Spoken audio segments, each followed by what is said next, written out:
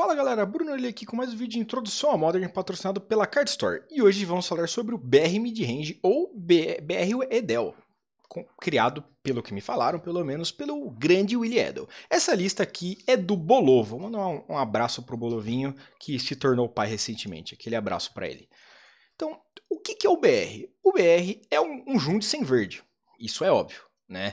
É no sentido de ele tenta tirar proveito de todas as suas cartas que não sejam removal, porque tudo que não é removal é 2 para 1. É 2 para 1, né?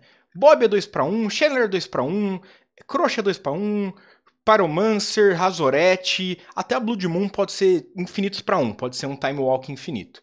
Então, o objetivo desse deck é tirar vantagem do seu oponente. Ele é basicamente o agiota do Magic.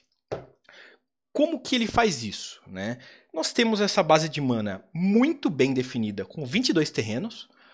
Tem as Fast Lands, apesar de ser um deck com Blood Moon, nós temos as Fasts para corrigir, e não são todos os games onde você vai usar Moon, né? Então você prefere ter a correção, o mana fixing da Fast Land em contrapartida a ter que usar mais Fatlands, né? Usar mais outros terrenos básicos e correr o risco de não conseguir caçar o Double Red, o Double Black no momento certo. Isso daqui é perfeito. As Fastlands, fico muito feliz da Wizards ter dado todas as Fasts pra gente, que esses terrenos são sensacionais. O mais próximo de dual que nós teremos, eu imagino, né? As Blood Crypts, porque novamente funcionam bem com o plano de duas cores e são feteáveis.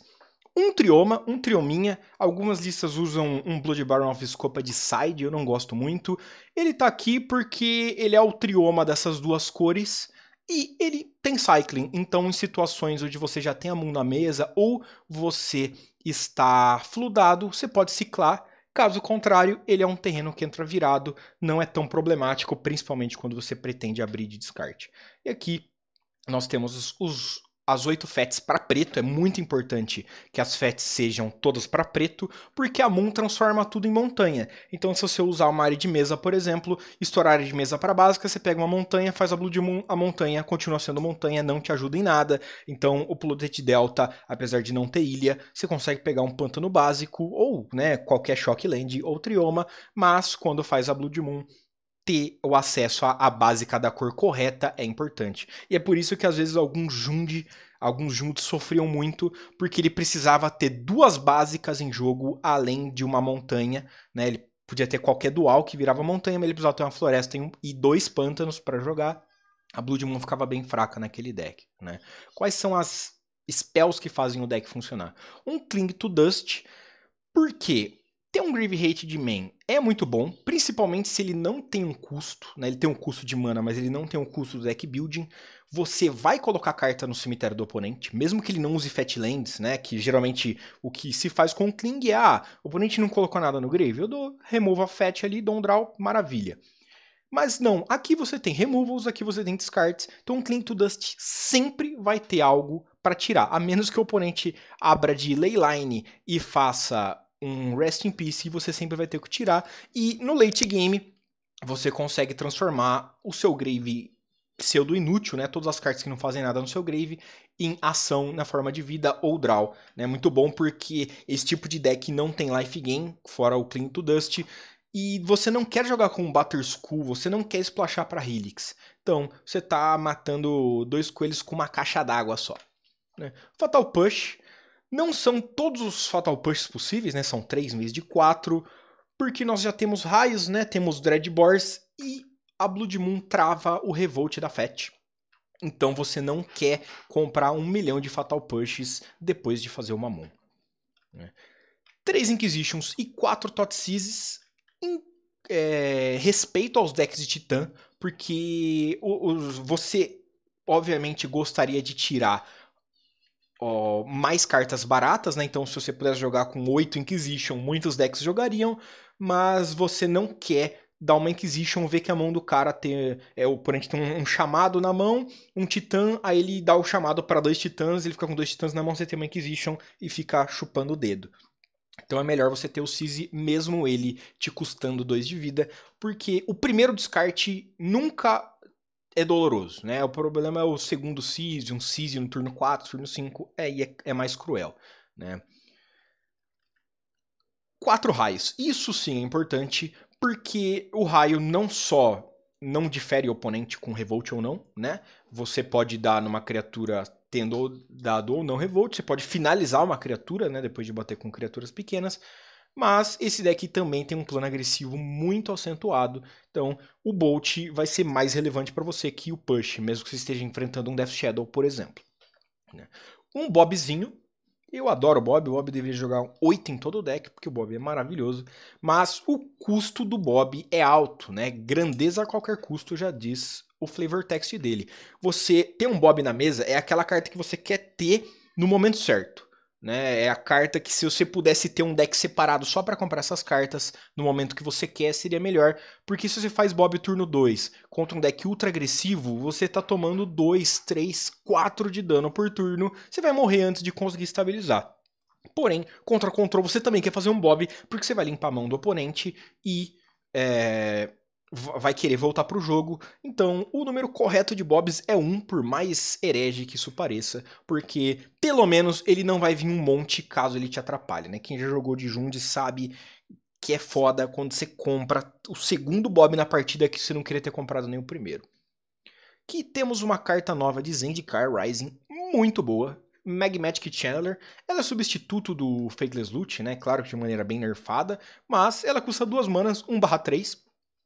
Enquanto você tiver 4 ou mais instants e ou feitiços no seu grave, ela ganha mais 3, mais 1. Então ela fica 4/4, né? O deck tem 17 instants ou feitiços, não é difícil colocar, mas você não precisa, né? Não é aquela carta que você fala, nossa, se o deck não tiver. Não é um prowess, né? Se eu passar um turno sem jogar uma mágica, meu prowess não funciona. Um prowess sim, mas o Magmatic Channeler ele não tá aqui porque fica 4/4, ela ficar 4/4 é apenas um bônus, ele está aqui porque você pode virá-lo, exilar, descartar uma carta, exilar as 2 do topo do seu Grimório, escolher uma delas e jogar uma delas esse turno. O importante é que é jogar, né, não cast, então se você revelar X terrenos, você pode colocar um desses terrenos na mesa. É muito importante para um deck que pretende grindar, principalmente quando entra no lance. Né? Você tem um Fatal Push na mão, você está procurando uma maneira de dar revolt, você descarta uma carta qualquer e faz uma fetch. É um looting nerfado? É um looting nerfado, mas é melhor isso do que a gente enfrentar 30 Hollow One e 40 Fênix por torneio. Né? E a criatura fica 4/4 bem rápido. Acredite, quando você tá sem carta na mão, você não quer ver um 4/4 que dá draw do outro lado. Né? Diferente do Goef, essa carta funciona mesmo com Crash Peace em jogo. 2 Dreadbore, que destrói a criatura ou Planeswalker, né, sem restrição. 2 maninhas, é feitiço, mas né, destrói criaturas grandes, qualquer Planeswalker, muito bom. Né? Não tem muito o que falar aqui do Dreadbore, porque ele faz o que a carta fala, né? Não tem muito segredo aqui. Né? E 3 Crochinha, né, o finisher principal do baralho. Quando entra em jogo, você tem que sacrificar ele se ele não for escapado, né? Escape é quando você paga o custo dele, exila, no caso dele, 5 outras cartas do grave e casta ele do grave, então ele pode ser anulado. E caso ele não tenha sido escapado, ele tem que entrar em jogo e ser sacrificado em seguida. Quando ele entra em jogo e ou quando ele ataca, cada oponente descarta uma carta. Cada oponente que não descartou uma carta de mágica, né, que não seja terreno, perde 3 de vida. Então ele é basicamente 9 de dano quando ele tá atacando, né? 9 de dano quando o oponente já tá sem carta na mão é insano. E mesmo que você não consiga voltar o Croxa, ele ainda tem um efeito imediato. Então você consegue, né, dar uns descartes no começo do jogo, ver a mão do oponente. Quando você sabe que ele não vai ter mais terrenos, você pode jogar o Croxa só para o oponente descartar uma carta que, né, não seja um terreno, ou não descartar nada, tomar 3 na cara. É um Bolt super nerfado, mas é melhor do que nada. Né? 3 Liliana do Véu, a carta que te ajuda a grindar, principalmente porque você tem efeitos de cemitério. Né? Você tem o Season Pyromancer, o Croxa e o Cling to Dust, que tem efeito no cemitério. Então, mesmo que os 2 jogadores estejam Hellbent, que é quando ninguém tem carta na mão, você consegue jogar e inclusive até ganhar um jogo, né? Diferente de alguns decks no passado que usavam Liliana. Se usava Liliana, se não tem carta na mão, você não joga Magic, né? Você não precisa usar Bloodghast agora para jogar e ganhar. E a Liliana também lida muito bem com o ultimate dela com permanentes, né? Conseguiu ultar antes do oponente desvirar com o Titã. Então você consegue fazer Titã e resto, e aí o oponente vai ser obrigado a selecionar. 4 Blood Moon, que é por isso que tem as Fatlands que eu falei lá no começo, né? Por isso tem 4 pântanos básicos, não é comum um deck de 2 cores ter tanta básica assim, né? Geralmente você joga com uma caralhada de dual. A Blood Moon, ela tá aqui para atrapalhar jogos e para ganhar jogos sozinha, né? Você vai atrapalhar jogos de alguns controles com comando críptico, ele até pode jogar Magic, né? O GW Titan pode até jogar Magic, mas putz, vai facilitar demais. E contra Valakut, Amulet Titan, né? O oponente deu um pacto para Titã, não conseguiu pegar 2 verde básica. Fez a Blood Moon, tchau, tchau, amigo. Perdeu, né? E você não perde muito. Desde que você tenha 2 pântanos na mesa, com a Blood Moon em jogo, você consegue castar tudo o que você quiser. Às vezes você se nerfa no sentido de não consegue jogar 2 mágicas pretas no mesmo turno, mas tem uma Moon na mesa, né? Então, qualquer coisa você descarta ela. Falando em descartar, tem o Piromante Temperado, Season Pyromancer. Ele é 3 manas 2/2. Quando entra em jogo, você descarta 2 cartas e depois compra 2 cartas para cada carta de não terreno descartada dessa maneira. Você faz um elemental, então ele pode ser até 4 de poder. E ele não te obriga a descartar para dar o draw, né? Como, por exemplo, o Fateless Looting, você compra 2, descarta 2, então se você faz o Looting com 0 na mão, você vai comprar e vai pôr no grave automaticamente. O Pyromancer, se você tiver menos de 2 cartas na mão, 1 ou 0, você é uma card advantage. Você está comprando mais cartas e quando ele está no seu grave, você pode pagar 5 manas, exilar ele e fazer 2 elementais a qualquer momento, né? Não precisa ser como feitiço. Então, ele é um ótimo champ blocker, ele consegue gerar até 4 champ blocks, ele limpa a sua mão das cartas que você não quer, compra mais cartas e consegue gerar mais champ blockers e mais attackers depois, né? A carta é simplesmente maravilhosa. Quem não pegou ele quando tava 50 conto, eu. Agora tá sendo 50 conto, vai chorar largado. E, para finalizar assim, mais rapidamente, né? Razorette. Ela custa 4 manas, 5/4, indestrutível haste, só que não pode atacar nem bloquear, a menos que você tenha uma ou menos cartas na sua mão. Né? Como eu disse, Hellbent é quando você não tem cartas na mão, Halfbent é quando você tem uma carta na mão. E ou menos, né? No caso da Razorette, uma ou menos, você pode atacar e bloquear com ela, e você pode pagar 3 cartas, 3 manas, descartar uma carta, dá 2 de dano em cada oponente. Né? Lembrando que com a regra nova de Planeswalkers, a regra nova, né? Já tem 2 ou 3 anos essa regra, a Razorette não pode redirecionar para Planeswalkers mais. Então, se o oponente tiver um Teferinho com 1 ou 2 marcadores, você não pode dar o 2 de dano da Razorette no Teferinho.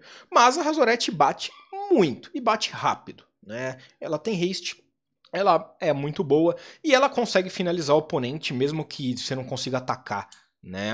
Comando críptico, fase de combate, oponente, comando críptico, tap draw, você tem a Razorette para ficar descartando cartas e ela também descarta cartas da sua mão caso você esteja com a mão lotada, o que é meio difícil com esse deck, mas pode acontecer.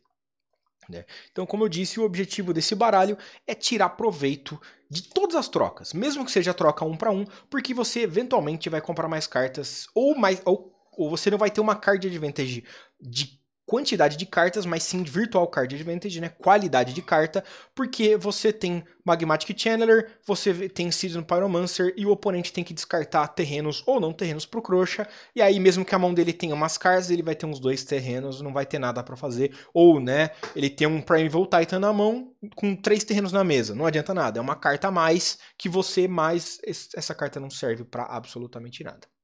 Vamos ver o que ele usa no side.